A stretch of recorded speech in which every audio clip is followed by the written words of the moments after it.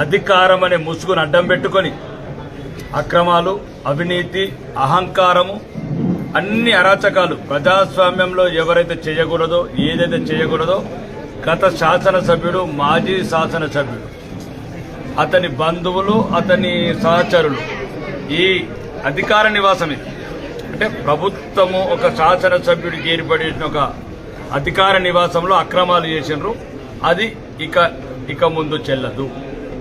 ఇది అధికార నివాసం అంటే ప్రజల నివాసము. ప్రజలు తమ సమస్యలు చెప్పుకోవడానికి మామూలు ప్రజలు, అమాయక ప్రజలు, పేద ప్రజలు, బలహీనులు, పక్క చిక్కిన వాళ్ళు మాత్రమే రావాలి. దయచేసి పైరవిలు చేసేవాళ్ళు, డబ్బున్న వాళ్ళు, ధనవంతులు ఇక్కడికి వచ్చే అవసరం లేదు. ఓన్లీ ఎవరైతే ఈ రాజ్యంతో నించబడుతున్నారో, ఎక్కడైతే ఈ అధికార వ్యవస్థ వల్ల న్యాయం జరుగుతలేదో పేదలకు, అవి రెవెన్యూ వల్ల కావచ్చు, ఎక్సైజ్ డిపార్ట్మెంట్ వల్ల కావచ్చు, పోలీస్ డిపార్ట్మెంట్ వల్ల కావచ్చు, రాజకీయ నాయకుల వల్ల కావచ్చు, ఎవ్వరు ఏ సమస్య వచ్చినా ఇది ఒక ధర్మగంట, ఒక ధర్మరాజ్యం, ఒక రామరాజ్యం. రామరాజ్యం ఎట్లయితే రాముడు వెళ్ళిండో, ధర్మరాజ్యంలో ధర్మాత్ముడు ఎట్లయితే వెళ్ళిండో, ఈ 5 సంవత్సరాలు ప్రజలిచ్చిన ఈ అధికారాన్ని, ఈ ఆశీర్వాదాన్ని మొత్తం ఈ పేద ప్రజలకే అంకితం చేస్తున్నాం. ఒక్కటి ఇక్కడ నుంచి మీడియా మిత్రులు కూడా దయచేసి మీరు కూడా ఈ 87 పల్లెల సమస్యలు ఎవరైతే బాధితున్నారో, ఇప్పుడు నేను నిన్న హైదరాబాద్ ప్రెస్ మీట్లో చెప్పినట్టు 80 ఏళ్ళ వృద్ధురాలు బస్టాండ్లో పడుకుంటుంది. స్కూళ్ళల్లో స్కూల్ విద్య కావచ్చు, వైద్యం కావచ్చు, ఈ సమస్యల మీద ఫోకస్ చేయండి. ఎంతసేపు అధికార నాయకుల చుట్టూ, డబ్బున్నోళ్ళ చుట్టూ, ధనమున్నోళ్ళ చుట్టూ, దైవమున్నోళ్ళ చుట్టూ తిరగడం మానే. ఎక్కడ పేదవాడు ఉన్నాడు, ఎక్కడ ఇల్లు లేని వాళ్ళు ఉన్నారు, ఎక్కడ వైద్యం అందని వాళ్ళు ఉన్నారు, ఎక్కడ ఉపాధి అందని వాళ్ళు, వీళ్ళపైన మీరు దృష్టి సారించండి. ఇది నా హంబ్లీ రిక్వెస్ట్ మీకు. ఎందుకంటే ఇది ఆదేశం కాదు, నా విజ్ఞప్తి అనుకోండి, నా ప్రార్థన అనుకోండి. మీరే శివుడు 3వ కన్ను ఎట్లనో మీ మీడియా అనేది ఒక 3వ కన్ను. రాజకీయ నాయకులు చూడండి, అధికార వ్యవస్థ చూడండి, మీరు చూస్తారు. ఇక్కడ నుంచి దయచేసి మేము అందరిని కోరుకునేది, ఏ సమస్య వచ్చిన పేదవాళ్ళు ధర్మంగా, ఇక్కడ ఎటువంటి అవినీతి, మొన్న కూడా చెప్పాను, గురుకులాల్లో గంజాయి తాగుతున్నారు పిల్లలు, గురుకులాల్లో గంజాయి తాగుతున్నారు, చిన్న ప్యాకెట్లు. అది మీరు మా దృష్టికి తీసుకురండి. ఇంకా గంజాయి అనేది త్వరలో కనుమరుగవుతుంది. 2వ హాస్పిటల్ని కూడా ఇప్పుడు సూపరింటెండెంట్ గారు ఉన్నారు, మాట్లాడడం జరిగింది. ఆరోగ్య శాఖ మంత్రితో జరిగింది. నేను కూడా ఇదే హాస్పిటల్కి వెళ్తాను ఇప్పటి నుంచి అని చెప్పాను. ఇన్స్ట్రుమెంట్స్ ఏవైతే లేవో ఇక్కడ నుంచి చెప్పాను, దామోదరం నరసింహ మంత్రి గారికి చెప్పాను. అన్న నేను కూడా నా ఫ్యామిలీతో అన్నది హాస్పిటల్కి పోవాలనుకుంటున్నాను. ఏ రోజైతే మనం ఉన్న వాళ్ళం అన్న హాస్పిటల్కి పోతానో పేదవాడికి కూడా ధైర్యం వస్తుంది. హాస్పిటళ్లలో అంటే రాకేష్ రెడ్డి పోతున్నాడు, నాగరాజు గారు పోతున్నారు, ధనవంతులు, కోటీశ్వరులు, నాయకులు అందరూ, మేధావులు అందరూ గవర్నమెంట్ హాస్పిటల్కి పోతే పేదవాడికి కూడా ధైర్యం వస్తుంది, మేము కూడా వెళ్తే బతుకుతామని. కాబట్టి ముందు కూడా ప్రత్యేకంగా ప్రక్షాళన చేసింది ఇప్పటికీ చాలా బాగుంది. ఇంకా మిగతా ఏమైనా సంబంధించిన మిషనర్స్ కావచ్చు, అన్ని రకాలుగా లైక్ కార్పొరేట్ హాస్పిటల్ యశోద అనుకోవచ్చు, అపోలో లాంటి మిషనర్స్ కూడా తెప్పించడానికి ప్రయత్నం చేస్తాను. గౌరవ మంత్రి గారు కూడా ఒప్పుకున్నారు. రెండోది ఏంటంటే ఈ ముఖంగా కాంగ్రెస్ నాయకులకు కూడా ఒక హెచ్చరిక చేస్తున్నాను. నల్లపామును చంపడమైంది, ఇక తెల్లపామున్నది. గౌరవనీయ ముఖ్యమంత్రి గారు, మీరు దొరలు పోయినరిగా మళ్ళా ఎల్మ దొర పోయినట్టు మళ్ళీ రెడ్డి దొరలు ఎక్కినాం. అహంకారం తలకెక్కినట్లది.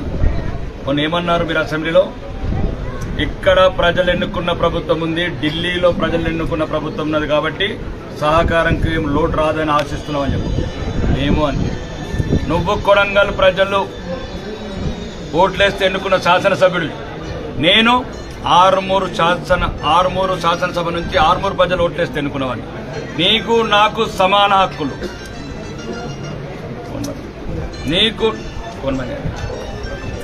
నీకు నాకు సమాన హక్కులు. నువ్వు అహంకారంతో ప్రజాస్వామ్యాన్ని అపహాస్యం చేసేటట్లు ఏమని మాట్లాడావు ప్రెస్ మీట్లో? ఓడిపోయిన వాళ్ళు, బీఫామ్ ఇచ్చిన వాళ్ళు అధికార కార్యక్రమాలు రివ్యూ చేస్తారా? మరి నువ్వెందుకు ముఖ్యమంత్రి, మీరెందుకు మంత్రులు? మేము కూడా పాత మంత్రులు, పాత ముఖ్యమంత్రితోనే రివ్యూ చేసుకుంటాం. కాబట్టి రాజ్యాంగం మీద ప్రమాణం చేశావు, రాజధర్మం నిర్వర్తించు ముఖ్యమంత్రి గారు. లేకపోతే ప్రజలు మా ఆత్మగౌరవం దించిన రోజు నీ ఆత్మగౌరవం తీస్తావు ప్రజాస్వామ్యయుతంగా. అదే ప్రజాస్వామ్యానికి బలం. నువ్వేదైతే విర్రవీగుతున్నావో వారం 10 రోజులకే ఇది ఒప్పుకోది ఆర్మూరు గడ్డ. ఈ ఆర్మూరు గడ్డ, నిజామాబాద్ గడ్డ, నిన్ను కూడా ఓడగొట్టిన గడ్డ, మాజీ ముఖ్యమంత్రిని ఇప్పుడున్న ముఖ్యమంత్రిని ఓడగొట్టిన గడ్డ నా నిజామాబాద్ జిల్లా. దయచేసి పరిధిలో లోబడి ఉండండి. రాజ్యాంగం మీకెంత తెలుసో మాకంత తెలుసు. కాబట్టి గౌరవనీయ ముఖ్యమంత్రి గారు, మీ అనుచరులు ఓడిపోయిన అభ్యర్థి ఎవరైతున్నారో వినయ్ కుమార్ రెడ్డి జర జాగ్రత్తగా ఉండు. అధికారులను బెదిరించడము, కాంట్రాక్టర్లను బెదిరించడము చేస్తే అక్కడికి పాతోడికి ఒక లెక్క చెప్పినా నీకు కూడా ఒక కొత్త లెక్క అయిపోవాల్సి వస్తుంది. వినయ్, నీకు కూడా ఒక లెక్క అయిపోవాల్సి వస్తుంది. మర్యాదగా ఆరుమూరు నుండి రాజకీయాలు చేయాలనుకుంటే ప్రజాస్వామ్యయుతంగా రాజకీయాలు చేయు. ప్రజలు తిరస్కరించినప్పుడు ప్రజల్లో గుర్తింపు తెచ్చుకో, ప్రజా అభిమానం పెంచుకో. మేమేదైనా తప్పులు చేస్తే మమ్మల్ని నిలదీయు. కాదు నీకు అధికారుల పైన దండ ఉంది, అండ ఉంది అనుకుంటే దా కలిసి సహకారం నిధులు తెచ్చుకుందాం. మీ ప్రభుత్వం ఉంది, మేము భారతీయ జనతా పార్టీ శాసనసభ్యుడిగా నేను నా ప్రజల మేలు నాకు ముఖ్యం. కావాలంటే నీకు ఏదైనా ఇన్ఫ్లుయెన్స్ ఉంటే నీ దొర నీ రెడ్డిలకు కాళ్ళు మొక్కడా, నీ రేవంత్ రెడ్డికి కాళ్ళు మొక్తావా, ఇంకొక రెడ్డికి కాళ్ళు మొక్తావా, ఇంకెవరు కోమటిరెడ్డి వెంకటరెడ్డి కాళ్ళు మొక్తావా, అందరికి కాళ్ళు మొక్కు. తీసుకురా నిధులు. ఏంద్రాబాయ్ ఆఫీసర్లను బెదిరించి నేనే చూస్తాను, నువ్వేం చూస్తావు, నువ్వెట్లా చూస్తావు అంటున్నా. అంటే ఓడినోడే రాజకీయాలు చేస్తే మరి ప్రజల ఇప్పుడు ఎట్లా వాళ్ళు ప్రజలు ఆదరించి ప్రజలు ఇప్పుడు మా భారతీయ జనతా పార్టీని గెలిపించారు, మేమేం చేయాలి? అలా అనుకుంటే దయచేసి నేను మీడియా మిత్రంగా చెప్తున్నా, ఇట్లాంటి సంఘటనలు ఓడిపోయిన శాసనసభ్యుడు ఏమైనా అరాచకాలు మా దృష్టికి వచ్చినాయి తీసుకొస్తే అతన్ని కూడా ఆర్మూరు నుంచి బహిష్కరిస్తాం. అవసరమైతే న్యాయస్థానాన్ని ఆశ్రయిస్తాం, అవసరమైతే రాష్ట్రపతి గారిని కలుస్తాం, అవసరమైతే రాజ్యాంగబద్ధంగా ఏమేమి సంస్థలు అన్ని కలుస్తాం. ఒక్కటి మాత్రం బ్రోకర్ గాళ్లకు, చీటర్ గాళ్లకు, రౌడీ గాళ్లకు మళ్ళా చెప్తున్నాం, మళ్ళా ఏదో ఒక ముసుగేసుకొని ఒకటి వేయండి కాదని ఇంకొకటి తయారైన ఒక కొడుకులారా ఒక్కొక్కటి పని పడతా. ఎట్లా పడతానో ఓడిపోయిన అడుగుని ఎట్లా పట్టినో, ఇప్పుడు ఎవడైతే తెల్లపాము ఉన్నాడో వాడి ముసుగులో ఏదైతే మీరు దందాలు చేయాలనుకుంటారో ఇక్కడ కబ్జాలు ఛాన్స్ 5 ఏళ్ళు ఎట్టి పరిస్థితుల్లో కూడా ఎక్కువ ఆట తాగని పని. ఏ రకంగా మనం చెప్పినట్లు చట్టం తన పని చేస్తే చట్టం చేసుకోబోతుంది, చట్టం తన పని తన చేయకపోతే రాకేష్ రెడ్డి చట్టం మొదలు.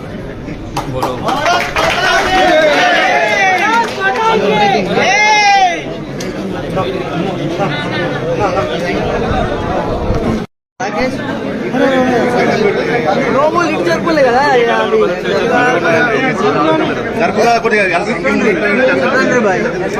మధ్యలో ఇక్కడ లోగో ఎట్లా తీయాలా కొద్దిగా కింది పెట్టు ఆగే మేము తీసుకుంటాం కొద్దిగా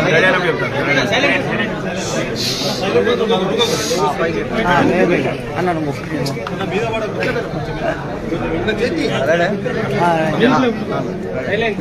ఈరోజు ఒక శుభదినము. ఎందుకంటే ఆర్మూరు ప్రజలు, ఆర్మూరు నియోజక ప్రజలు 10 సంవత్సరాల నుంచి ఈ బిల్డింగ్ చూస్తే కూడా భయపడ్డారు. మామూలు ప్రజలు ఇక్కడ ఉండేది అసాంఘిక శక్తులు, రౌడీలు, గుండాలు దిష్ట వేసుకొని అధికారం అనే ముసుగును అడ్డం పెట్టుకొని అక్రమాలు, అవినీతి, అహంకారము, అన్ని అరాచకాలు ప్రజాస్వామ్యంలో ఎవరైతే చేయకూడదో, ఏదైతే చేయకూడదో గత శాసనసభ్యుడు, మాజీ శాసనసభ్యుడు, అతని బంధువులు, అతని సహచరులు ఈ అధికార నివాసం ఇది. అంటే ప్రభుత్వము ఒక శాసనసభ్యుడికి ఏర్పడిన ఒక అధికార నివాసంలో అక్రమాలు చేసినారు. అది ఇక ముందు చెల్లదు. ఇది అధికార నివాసం అంటే ప్రజల నివాసము. ప్రజలు తమ సమస్యలు చెప్పుకోవడానికి మామూలు ప్రజలు, అమాయక ప్రజలు, పేద ప్రజలు, బలహీనులు, పక్క చిక్కిన వాళ్ళు మాత్రమే రావాలి. దయచేసి పైరవిలు చేసేవాళ్ళు, డబ్బున్న వాళ్ళు, ధనవంతులు ఇక్కడికి వచ్చే అవసరం లేదు.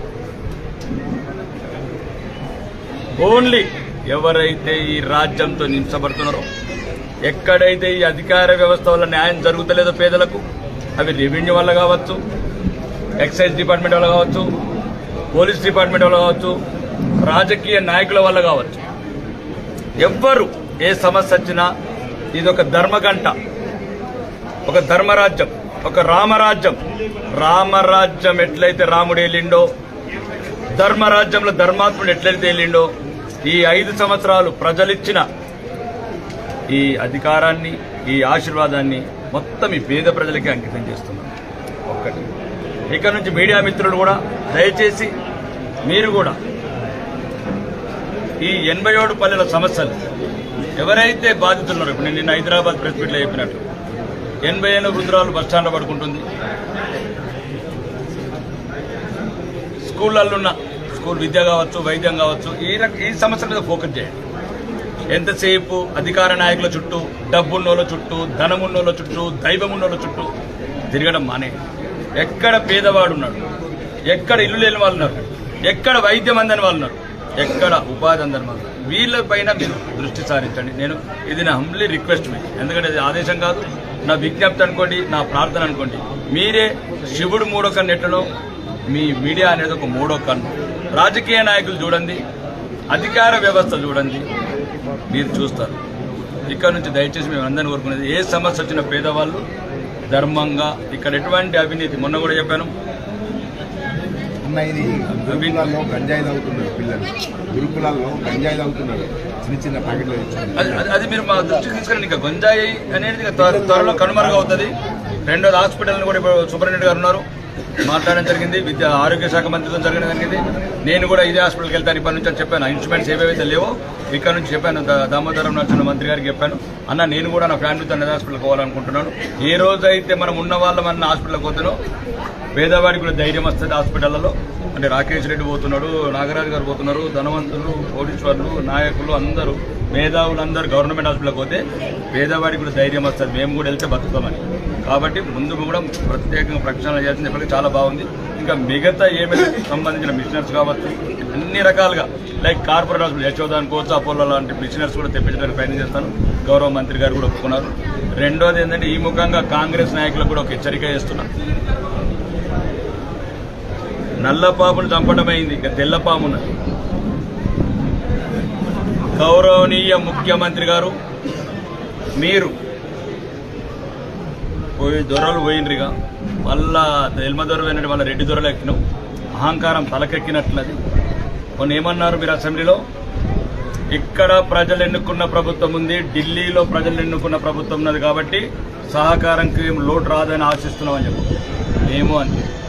నువ్వు కొడంగల్ ప్రజలు ఓట్లేస్తే ఎన్నుకున్న శాసనసభ్యుడు, నేను ఆరుమూరు శాసనసభ నుంచి ఆరుమూరు ప్రజలు ఓట్లేస్తే ఎన్నుకున్నవాడిని. నీకు నాకు సమాన హక్కులు,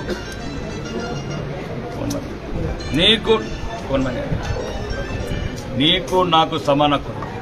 నువ్వు అహంకారంతో ప్రజాస్వామ్యాన్ని అపహాస్యం చేసేటట్లు ఏమని మాట్లాడావు ప్రెస్ మీట్లో? ఓడిపోయిన వాళ్ళు, బీఫామ్ ఇచ్చిన వాళ్ళు అధికార కార్యక్రమాలు రివ్యూ చేస్తారా? మరి నువ్వెందుకు ముఖ్యమంత్రి, మీరెందుకు మంత్రులు? మేము కూడా పాత మంత్రులు, పాత ముఖ్యమంత్రితోనే రివ్యూ చేసుకుంటాం. కాబట్టి రాజ్యాంగం మీద ప్రమాణం చేశావు, రాజధర్మం నిర్వర్తించు ముఖ్యమంత్రి గారు. లేకపోతే ప్రజలు మా ఆత్మగౌరవం దించిన రోజు నీ ఆత్మగౌరవం తీస్తావు ప్రజాస్వామ్యయుతంగా. అదే ప్రజాస్వామ్యానికి బలం. నువ్వు ఏదైతే విర్రవీగుతున్నావో వారం 10 రోజులకే, ఇది ఒప్పుకోది ఆరుమూరు గడ్డ. ఈ ఆరుమూరు గడ్డ, నిజామాబాద్ గడ్డ, నిన్ను కూడా ఓడగొట్టిన గడ్డ. మాజీ ముఖ్యమంత్రిని, ఇప్పుడున్న ముఖ్యమంత్రిని ఓడగొట్టిన గడ్డ నా నిజామాబాద్ జిల్లా. దయచేసి పరిధిలో లోబడి ఉండండి. రాజ్యాంగం మీకెంత తెలుసో మాకంత తెలుసు. కాబట్టి గౌరవనీయ ముఖ్యమంత్రి గారు, మీ అనుచరులు, ఓడిపోయిన అభ్యర్థి ఎవరైతే ఉన్నారో వినయ్ కుమార్ రెడ్డి, జర జాగ్రత్తగా ఉండు. అధికారులను బెదిరించడము, కాంట్రాక్టర్లను బెదిరించడము చేస్తే అక్కడికి పాతోడికి ఒక లెక్క చెప్పినా నీకు కూడా ఒక కొత్త లెక్క అయిపోవాల్సి వస్తుంది. వినయ్, నీకు కూడా ఒక లెక్క అయిపోవాల్సి వస్తుంది. మర్యాదగా ఆరుమూరులుండి రాజకీయాలు చేయాలనుకుంటే ప్రజాస్వామ్యయుతంగా రాజకీయాలు చేయు. ప్రజలు తిరస్కరించినప్పుడు ప్రజల్లో గుర్తింపు తెచ్చుకో, ప్రజా అభిమానం పెంచుకో. మేమేదైనా తప్పులు చేస్తే మమ్మల్ని నిలదీయు. కాదు నీకు అధికారుల పైన దండ ఉంది, అండ ఉంది అనుకుంటే దా కలిసి సహకారం నిధులు తెచ్చుకుందాం. మీ ప్రభుత్వం ఉంది, మేము భారతీయ జనతా పార్టీ శాసనసభ్యుడిగా నేను నా ప్రజల మేలు నాకు ముఖ్యం. కావాలంటే నీకు ఏదైనా ఇన్ఫ్లుయెన్స్ ఉంటే నీ రెడ్డిలకు కాళ్ళు మొక్కడా, నీ రేవంత్ రెడ్డికి కాళ్ళు మొక్కుతావా, ఇంకొక రెడ్డికి కాళ్ళు మొక్కుతావా, ఇంకెవరు కోమటిరెడ్డి వెంకటరెడ్డి కాళ్ళు మొక్కుతావా? అందరికి కాళ్ళు మొక్కు, తీసుకురా నిధులు. కేంద్రాబాయ్ ఆఫీసర్లను బెదిరించి నేనే చూస్తాను, నువ్వేం చూస్తావు? నువ్వెట్లా చూస్తావు అంటున్నా. అంటే ఓడినోడే రాజకీయాలు చేస్తే మరి ప్రజల ఇప్పుడు ఎట్లా వాళ్ళు ప్రజలు ఆదరించి ప్రజలు ఇప్పుడు మా భారతీయ జనతా పార్టీని గెలిపించారు, మేమేం చేయాలి? అలా అనుకుంటే దయచేసి నేను మీడియా మిత్రంగా చెప్తున్నా, ఇట్లాంటి సంఘటనలు ఓడిపోయిన శాసనసభ్యుడు ఏమైనా అరాచకాలు మా దృష్టికి వచ్చినాయి తీసుకొస్తే అతన్ని కూడా ఆర్మూర్ నుంచి బహిష్కరిస్తాం. అవసరమైతే న్యాయస్థానాన్ని ఆశ్రయిస్తాం, అవసరమైతే రాష్ట్రపతి గారిని కలుస్తాం, అవసరమైతే రాజ్యాంగబద్ధంగా ఏమేమి సంస్థలన్నీ కలుస్తాం. ఒక్కటి మాత్రం బ్రోకర్ గాళ్లకు, చీటర్ గాళ్లకు, రౌడీ గాళ్లకు మళ్ళా చెప్తున్నాం, మళ్ళా ఏదో ఒక ముసుగేసుకొని ఒకటి పోయింది కాదని ఇంకొకటి తయారైన ఒక కొడుకులారా ఒక్కొక్కటి పని పడతా. ఎట్లా పడతానో ఓడిపోయిన అడుగుని ఎట్లా పట్టినో ఇప్పుడు ఎవరైతే తెల్లపాము ఉన్నాడో వాడి ముసుగులో ఏదైతే మీరు దందాలు చేయాలనుకుంటారో ఇక్కడ కబ్జాలు ఓ ఛాన్స్ 5 ఏళ్ళు ఎట్టి పరిస్థితుల్లో కూడా వాడు ఆట తాగని. ఏ రకంగా మనం చెప్పినట్టు చట్టం తన పని చేస్తే చట్టం చేసుకోబోతుంది, చట్టం తన పని తన చేయకపోతే రాకేష్ రెడ్డి చట్టం మొదలు.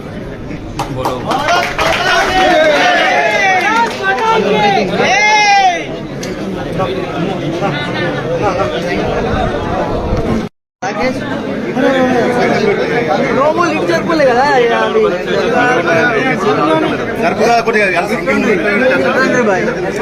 మధ్యలో ఇట్లా లోపల పట్టిన ఎట్లా తీయాలా? కొద్దిగా కింద పెట్టు ఆగే మేము తీసుకుంటాం కొద్దిగా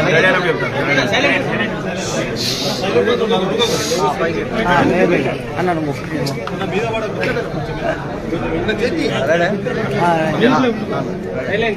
ఈరోజు ఒక శుభదినము. ఎందుకంటే ఆర్మూరు ప్రజలు, ఆర్మూరు నియోజక ప్రజలు 10 సంవత్సరాల నుంచి ఈ బిల్డింగ్ చూస్తే కూడా భయపడ్డారు. మామూలు ప్రజలు ఇక్కడ ఉండేది అసాంఘిక శక్తులు, రౌడీలు, గుండాలు తిష్ట వేసుకొని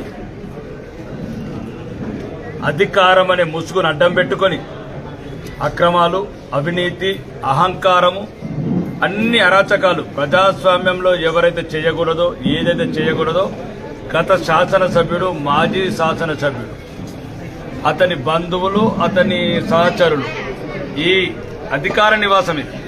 అంటే ప్రభుత్వము ఒక శాసనసభ్యుడికి ఏర్పడిన ఒక అధికార నివాసంలో అక్రమాలు చేసినారు. అది ఇక ముందు చెల్లదు. ఇది అధికార నివాసం అంటే ప్రజల నివాసము. ప్రజలు తమ సమస్యలు చెప్పుకోవడానికి మామూలు ప్రజలు, అమాయక ప్రజలు, పేద ప్రజలు, బలహీనులు, పక్క చిక్కిన వాళ్ళు మాత్రమే రావాలి. దయచేసి పైరవిలు చేసేవాళ్ళు, డబ్బున్న వాళ్ళు, ధనవంతులు ఇక్కడికి వచ్చే అవసరం లేదు.